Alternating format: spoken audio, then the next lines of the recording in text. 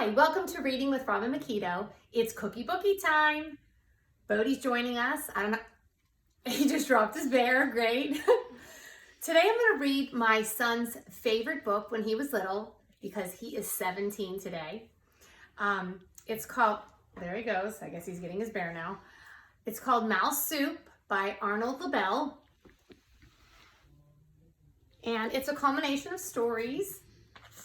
So it's kind of nice because you think they don't tie together, but they do. So it's called The Stories for the Soup. And as you can see, there's mini stories and they tie in at the end. It's an old book. Let's see if I can see what year it was made. Wow, 1977. A mouse sat under a tree. He was reading a book. A weasel jumped out and caught the mouse.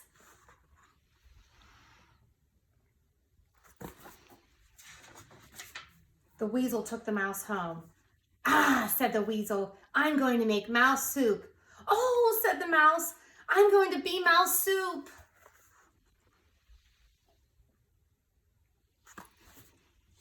Yes, the book's written in. I don't know why. The weasel put the mouse in a cooking pot. "Wait," said the mouse, "this soup will not taste good. It has no stories in it. Mouse soup must be mixed with stories to make it taste really good." "But I have no stories," said the weasel. "I do," said the mouse. "I can tell them now." "All right," said the weasel, but hurry, I'm very hungry." "Here are 4 stories to put in the soup," said the mouse.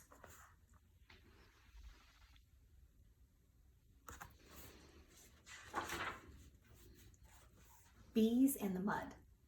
A mouse was walking through the woods.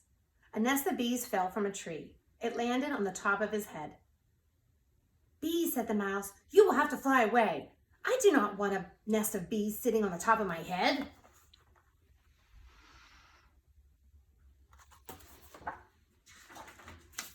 But the bees said, "We like your ears, we like your nose, we like your whiskers."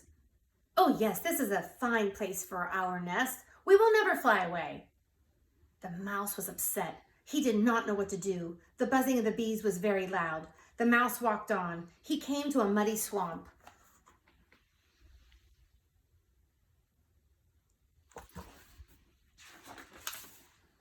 "Bees," said the mouse, "I have a nest like yours. It is my home. If you want to stay on my head, you will have to come home with me."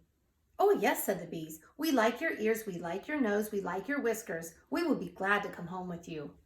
"Very well," said the mouse. He stepped in the mud up to his knees. "Here is my front door," said the mouse. "Oh yes," said the bees.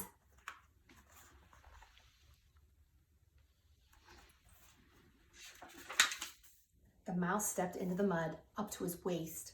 "Here is my living room," said the mouse. "Oh yes," said the bees.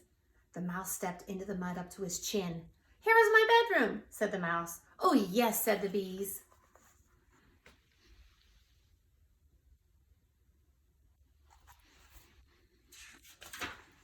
"And now I will go to sleep," said the mouse. He ducked his head under the mud. "Oh no," said the bees. "We like your front door, we like your living room, we like your bedroom, but no, no, no, we do not like your bed." The bees jumped up into the air and flew away. The mouse went home to take a bath.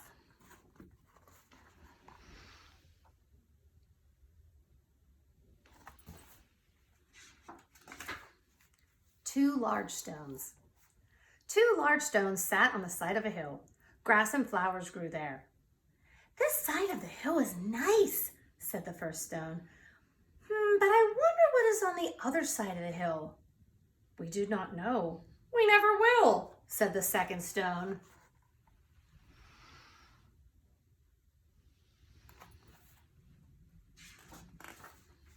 One day, a bird flew down. "Bird, can you tell us what is on the other side of the hill?" asked the stones. The bird flew up into the sky. He flew high over the hill. He came back and said, "I can see towns and castles. I can see mountains and valleys. It is a wonderful sight."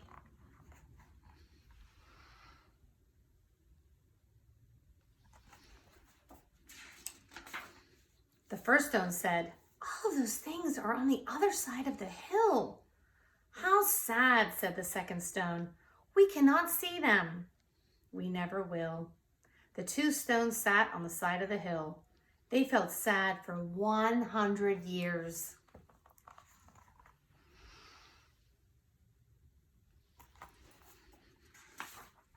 One day, a mouse walked by. Mouse, can you tell us what is on the other side of the hill? Asked the stones. The mouse climbed up on the hill. He put his nose over the top and looked down. He came back and said, I can see earth and stones. I can see grass and flowers. It is a wonderful sight.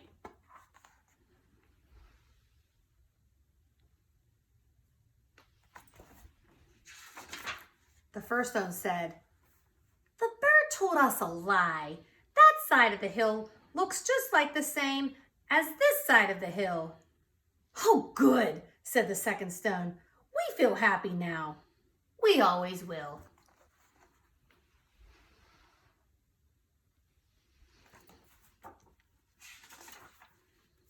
The crickets.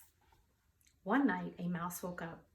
There was a chirping sound outside her window. What is that noise? Asked the mouse. What did you say? Asked the cricket. I cannot hear you and make my music at the same time. I want to sleep, said the mouse. I do not want any more music.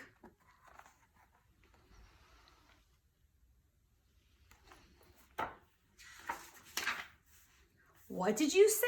Asked the cricket. You want more music? I will find a friend. Soon there were two crickets chirping. I want you to stop the music, said the mouse. You are giving me more.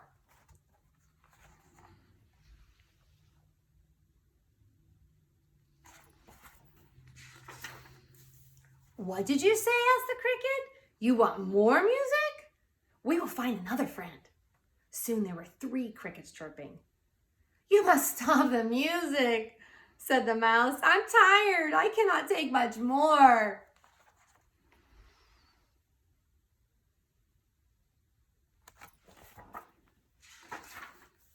What did you say? Asked the cricket. You want much more music? We will find many friends. Soon there were 10 crickets chirping. Stop, cried the mouse. Your music is too loud. Loud? Asked the cricket. Yes, we can chirp loud. Soon the 10 crickets chirped very loud.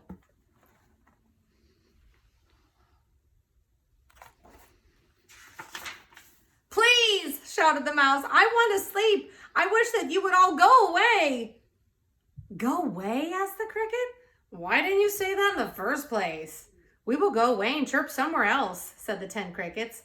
They went away and chirped somewhere else, and the mouse went back to sleep.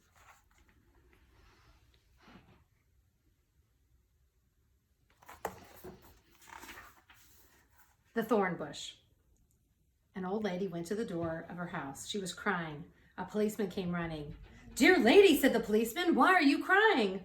Come in, said the old lady, I will show you.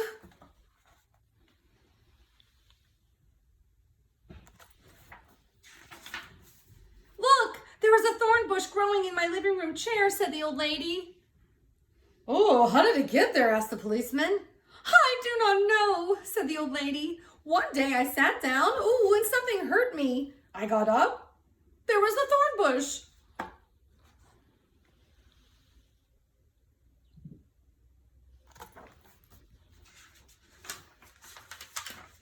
You poor lady, said the policeman. I will pull the thorn bush out of your chair. Then you can sit down again. No, cried the old lady. Don't do that. I do not want to sit down. I've been sitting down my whole life. I love my thorn bush. I'm crying because it is sick. See, said the old lady, all of the branches are falling over.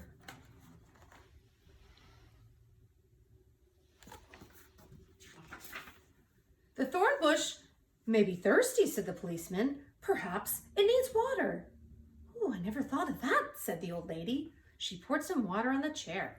The thorn bush shivered and shook. Green leaves came out on the branches. Little buds came out near the leaves.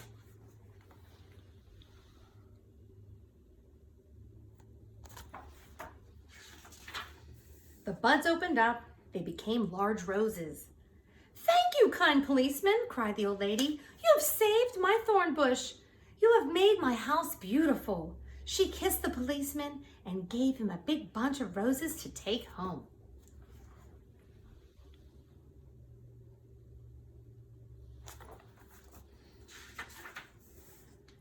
"There," said the mouse. "I have told you my stories.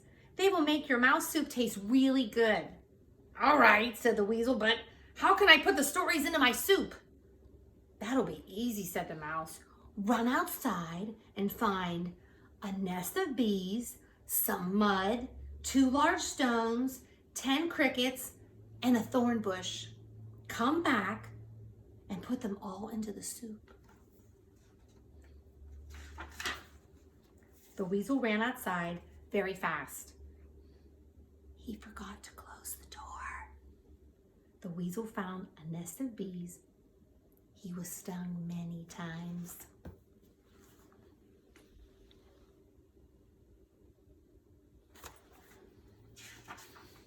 The weasel found some mud. It was wet and gooey. The weasel found 2 large stones. They were heavy.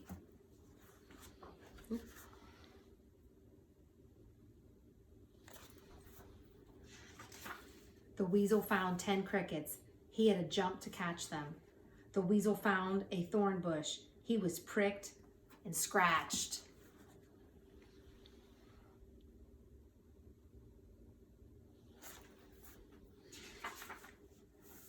"Now my mouse soup will taste really good," said the weasel. But when the weasel came back to his house, he found a surprise. The cooking pot was empty.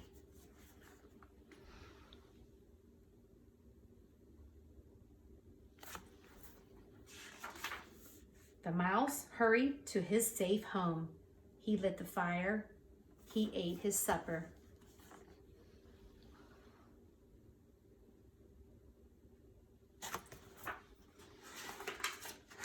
And finished reading his book. He outsmarted the weasel, kids. Okay, thanks for joining. See you next week.